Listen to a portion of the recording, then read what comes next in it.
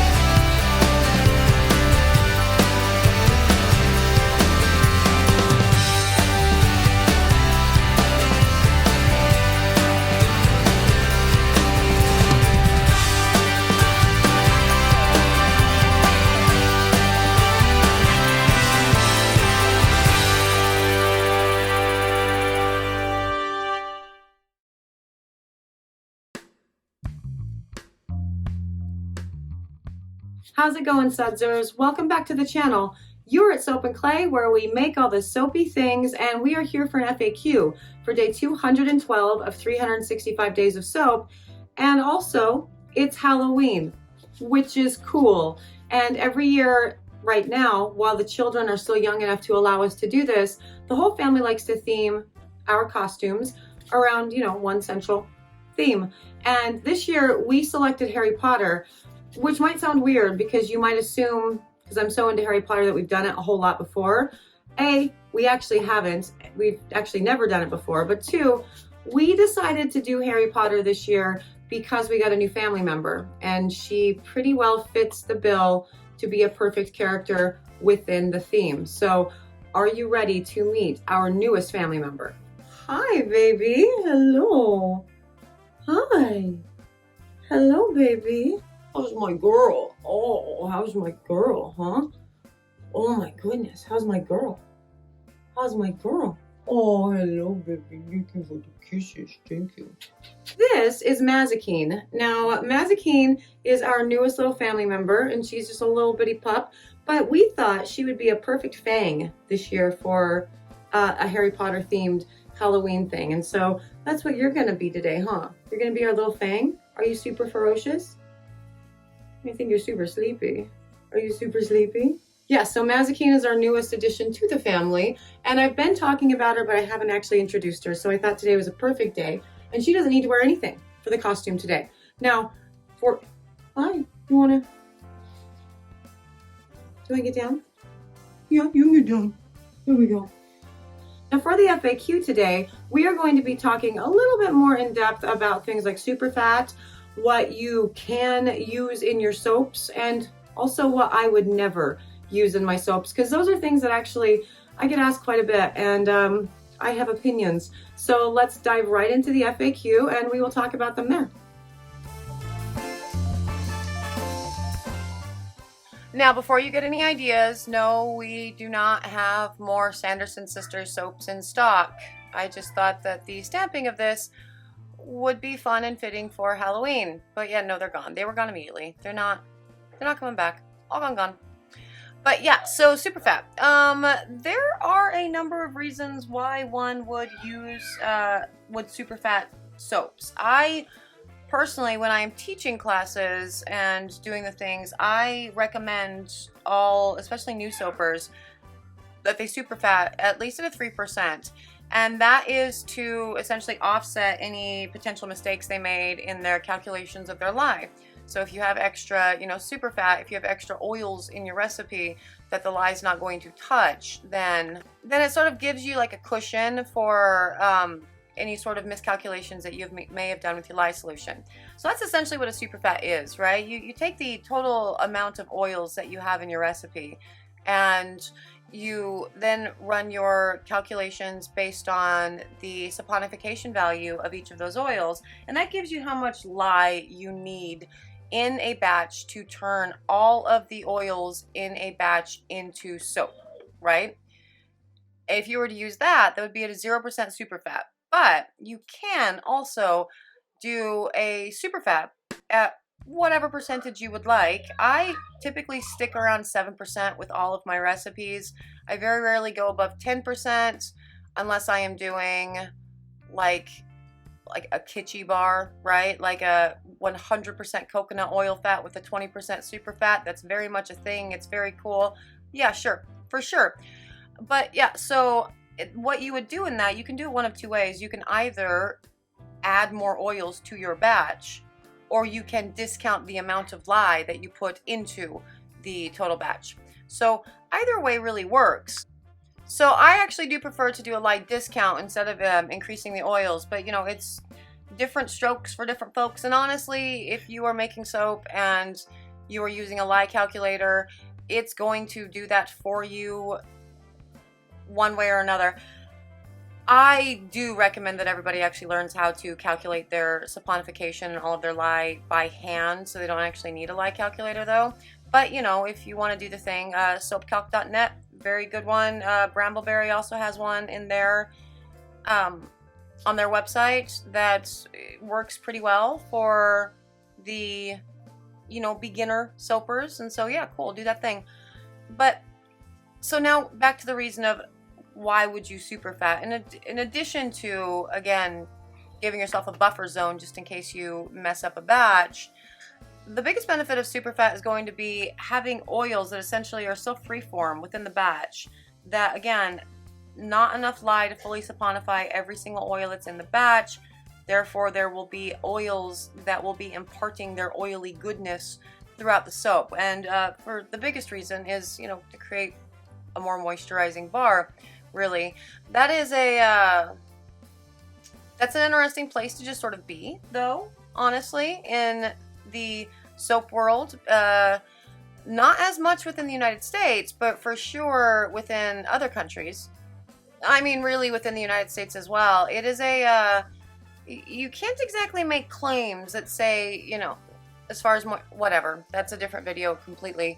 But yeah, that would be the biggest reason that you would superfat. It would be to impart some of the oily awesomeness in its original form and not in its saponified form into the soap itself. Now, that's not to say that that's like a requirement, because soap oils that you use to make soap, once they go through the saponification process and they become, you know, chemically a salt, they still have tons of good benefits. They still have, you know, the different iodine ratings and the different, you know, moisture levels, cleansing levels, all of the things in their new form that is, you know, that's super awesome for the skin.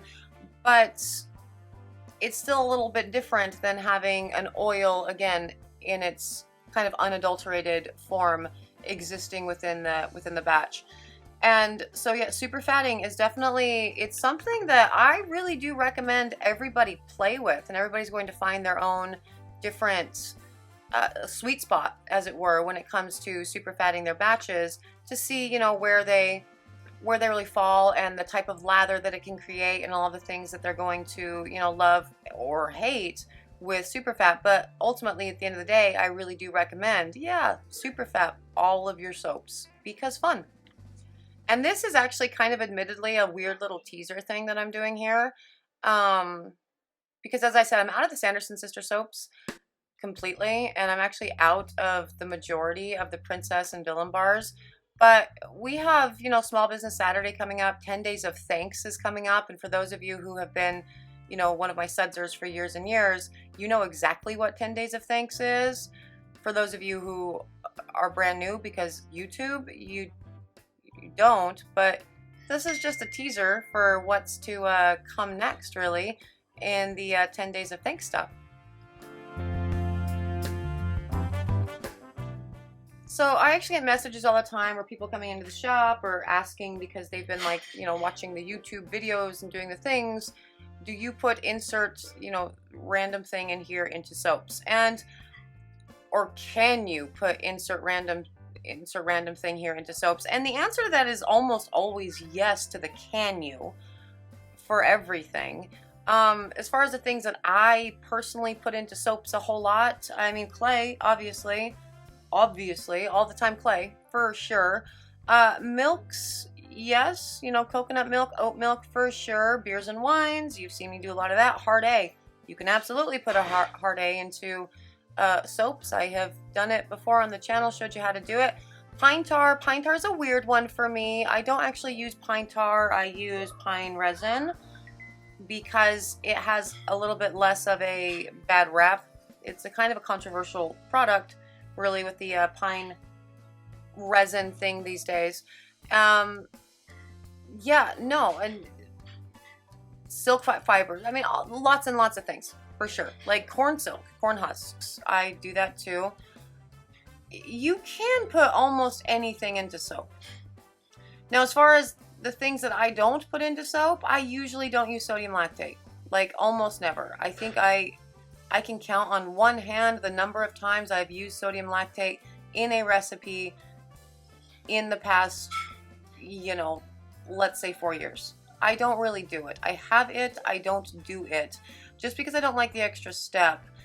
And my bars never really have problems releasing from their molds, and they also never have problems getting hard. So I don't usually use that. There's nothing intrinsically wrong with that, but you know, I don't do the thing. I don't put extra bubblers in. Can you put a... Yeah, you can put extra detergents into your soaps. I don't necessarily understand the point of putting extra detergents into your soaps, so for that reason I don't, and I wouldn't, just because you're sort of defeating the point of an artisan bar of soap, like going back to basics where it's soap and not detergent soap. So I don't do that. But it's, you know, fine. Citric acid, yeah, rarely. It's a thing, sure. It helps with, you know, cutting down soap scum. It can help lower the pH of the bar in, you know, the theories that are posted on the interwebs, but I have not found that to be the case in my testing. So I don't really think that that's, you know, accurate, but yes, cool. Preservatives? No, I would never. No, you don't need a preservative for handcrafted soap, so I don't do that. You know, phthalates, detergents, parabens, all that. I don't do that thing, but that's just nature of making handcrafted soaps. Now, the thing I would never, ever not put into soaps would be coconut oil. Honestly, I use coconut oil for every single batch of soap I make, almost. Like, almost. I would also never not put in a clay, and I guess that's kind of it. Everything else is sort of subjective as to the things that I would never not put in. Yeah, that. Let's go with all that.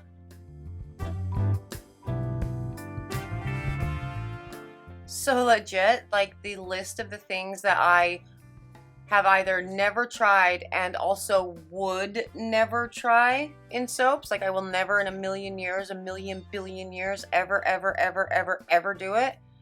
That list is one thing long. One thing long. And that thing is snake skin. Like I don't understand it. Like I don't make animal product soaps just in general, right? I don't use tallow or lard or any of that. But I don't like... It's cool if other people do it. It's just that's not my market. That's not my focus. And that's awesome, you know, whatever. But the snakeskin thing... That and yoni bars, I just think are the most kitschy as shit things ever. Like, I hate snakes, and so that whole idea is just like gross. So like no hate on the people who like have pet snakes and are finding this cool extra purpose with the snake skin and they're putting it into their lye solution or whatever. And it's because the idea is it mimics what you would get with like, you know, a silk fiber or, you know, the corn husks, you know, the corn fibers that you get from an ear or whatever. And that's not actually what I have found in my testing and, you know, just pulling from, you know, chemistry. That's not, I don't believe it does that like at all. And also it's just,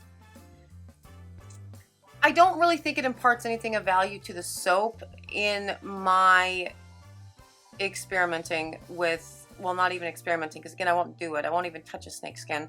But whether or not it imparts anything for me is completely irrelevant, because I won't do it. I don't like snakes. They freak me out. And so that's like the whole last list.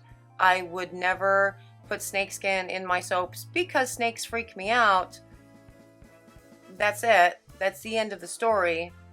But also, I guess there's a second part, because I would also never make like a yoni bar, because again, I just find those both of those things. Oh no, there's a second or third.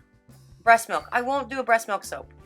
I won't do it. Like, it. People have asked me to make breast milk soaps, and I just go, no. I mean, A, I'm not going to sell them. I'm not going to sell somebody else's bodily fluids to another human being. But two, just no. I mean, I breastfed my kids. I understand the benefits of breast milk or whatever, but I also understand that we all got a little bit crazy when it came to, you know, breast milk being the cure-all for everything. You have a sty, squirt some breast milk in it. You have eczema, put some breast milk on it. Like, it's not, I wouldn't do it. I wouldn't do that, because I think snakeskin, breast milk, and yoni bars, they're all just like kitsch as hell, and like, it's just, no, I wouldn't do it. But the biggest reason for snakeskin is because, again, snakes freak me out.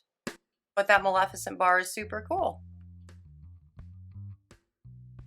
I really think Mazikeen just prefers to keep my feet warm during these things, but I'm also here for that because it's cold and rainy and wet and life in the Pacific Northwest. So yeah, that was the FAQ for the Halloween edition. Now, if you are interested in more FAQs, I have them in a playlist on the YouTube channel thing, so you can look back at the other ones that I have done. If I'm still not answering a question, send me a message, give me a comment, let me know, and we can definitely tackle that in an upcoming FAQ.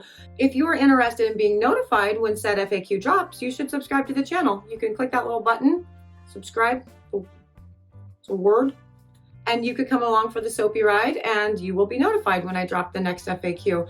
And if you are interested in following me on social media, I am there: Facebook, Instagram, Twitter. And for those of you who are already subscribed and members of the Sudser family, thank you for being members of the Sudser family.